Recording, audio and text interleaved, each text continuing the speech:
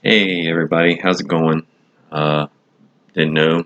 I also like to invest. This is part of my channel. So I'm going to deep dive a little bit into HBAR Global Governance Council, as you can see on there.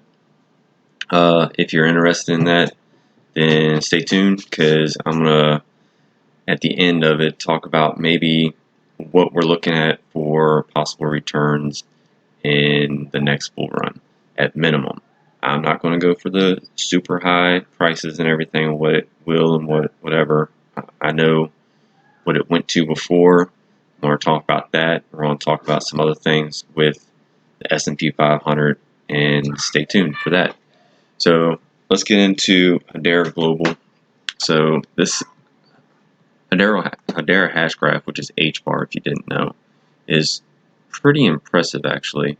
On what it's doing. It has right now 29, as you can see.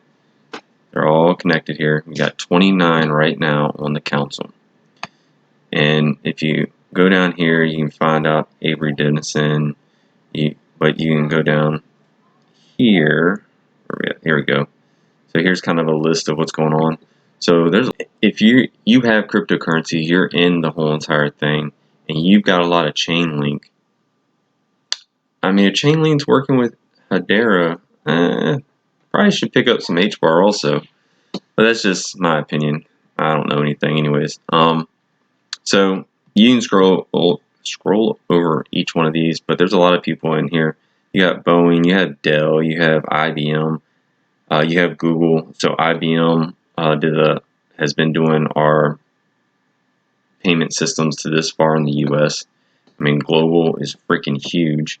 Got LG. I mean, some of these places, companies you probably already know about. You got banks all involved. Ubisoft, Tay Communications. I mean, is that Taylor Swift right there? I don't know. Is that her communications line? Just kidding. So on that, we have some of that stuff. So there's one thing I wanted you to see. FPOS. I don't know exactly how you say it, but if you bring up their site, well, if you go look into there, you'll see that they've been partnered with them since July 2020. So they're in Australia, and they've been working with them for a while. And in this article in particular, it talks about how they're getting a payment strategy together. Well, it's 3 years later. They've already got that together. So there was something in here that, let me see if I can find it.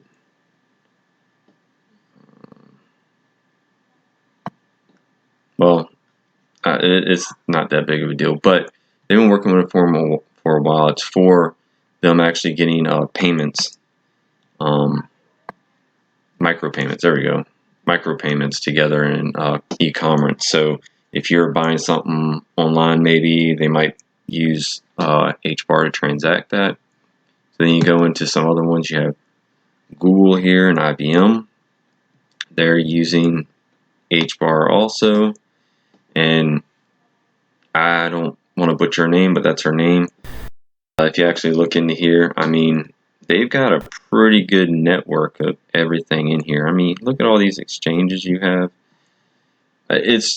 It's pretty impressive how deep they've gone, and I don't understand why not as many people talk about them. So they are almost like in the shadows kind of thing, I guess, like XLM maybe. So maybe they're into something with that too. So, well, there's another thing I wanted to show y'all. My computer will load. So then you go on to here, IBM. What do they talk about? ISO 20022. So that's the new messaging system that the new financial services are going to be on. You can look in here, just plain as can be. I mean, IBM is definitely moving up into this and completing what they've been doing. I mean, they've been in the game for a long time. So let's bring up ISO 20022. So you bring this up. And I want y'all to see something. I think it's a little bit further down here.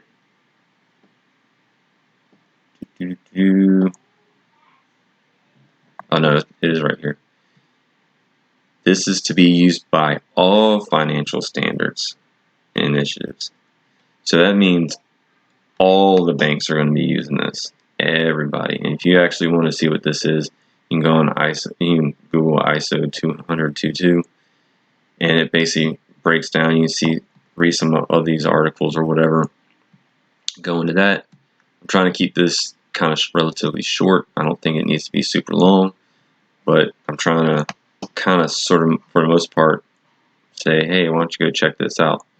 So as you're going down here, you can find the current cryptocurrencies that are actually compliant. So this is further down. There we go. List of them right here. You have Quant. You have Ripple, XRP, XLM. Look at that. HBAR. You got MyIOTA or IOTA, however you want to say that. XDC, which has been pumping pretty good lately. You got Algorand, although everybody's saying that that's a dead coin. I don't know. You might want to second guess that. Then you have Cardano. There's quite a few people that are on Cardano. They were in it big before. It pumped really good last bull run. Went up to $3. So, I mean, it's a pretty good price now, too. Since we have clarity with XRP, that one's probably going to do really well. If you look at where Cardano was last cycle and it pumped at $3, I mean, you could kind of see a good chance for Hedera. I don't know if it'll hit $2 to $3. I don't know. I think if there's enough people that come into it, we haven't seen a utility bull run before. I think this particular time we're going to actually see that because they have to push this before 2025 or get it implemented at 2025 to 2030. So I think a lot of these are going to hit really hard. I don't know if there's going to be another bull run after this one because now you're pushing the 2030 at that point, and I don't know how all the structure is going to end up playing out. But this is what you might want to look into. I'm actually more of an ISO maxi, I guess if you want to say. So I try to get these coins here because they are going to be a financial institution. So with that being said, I want to show you something else. So if you bring up this, so Adam Levy, which March 7, 2023, S&P 500 returns. I want to show you this is for 95 years, and it'll actually go through, tell you the percentages of everything. But if you go towards the bottom of here, I want to show you. So the average return since 28 is 7.7%. So if you do compound everything, it's just 5.8. So with everything, total return in the S&P 500 after 95 years is 9.7%. So that's on average per year. So we'll just round that up to 10%. However, if you take in inflation and accountability, it'd be 6.5%. So it's not even that big of a deal. But we'll round it all the way up to 10% to make S&P seem good, because a lot of people that's been into investing and stuff, they're like, man, if I can get a 10% return, this is great. So let me bring up HBAR here. All right. So here's our HBAR. Get this down here so we can see what's going on here. So last bull run, we went to 58 cents, people. 58 cents. Right now, we are at 5.22, 5.25. All right, went up a little bit. So if you're looking at 5 cents a coin, it went up to 58 cents. You're looking at 11x. just to get to the all-time high. And if the past has proved anything, is it usually goes up 2 to 3x at least what the high was. I think it could go a little bit more, but realistically, we're just going to sit there and say getting up to the all-time high again, which is 58 cents. Like I said, that's 11x. That's 1100%. I need y'all to understand this. 1100%. The S&P 500 we just looked at did 10%. And it really wasn't even at full 10%. So this one hit, it maybe, we'll say a year and a half from now, for whatever you get, you're getting 11x return. So you're basically doing 11 years of returns in a year and a half. That's a heck of a return, in my opinion, which is why I have invested. Now, I like to use the fibs, so I wanted to show y'all if it actually goes up to the high of the fibs, which we took from the high to the low of what it went. We are looking at $2.35 if it makes it all the way up there. Now, should you hold till it gets all the way up there? I wouldn't say that.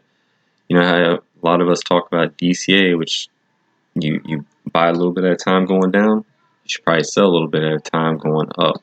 So let's say you start selling maybe like right here, right before there, maybe $1.38 or something. You might hit here like $1.82. And if it actually does come up through here, maybe go out at like $2.16 or something. And then hold a little bit just in case it does go past this. But I would take your original investment of what you invested in out at like 50, 55 cents, somewhere in that range, just to get your money out. So now you've got free money working for you. So that's my opinion. That's kind of a rundown on my HBAR. If you have any questions, please put them down below. I try to respond as quick as I can. For all the people that watch my video, I appreciate it.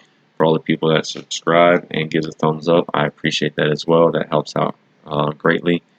But hopefully y'all learned something in here. I know a lot of other platforms have really good videos as well.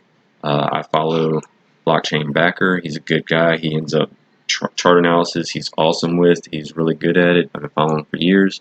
You got many other people, whatever, that's in this space that do probably a lot better breakdown than I do.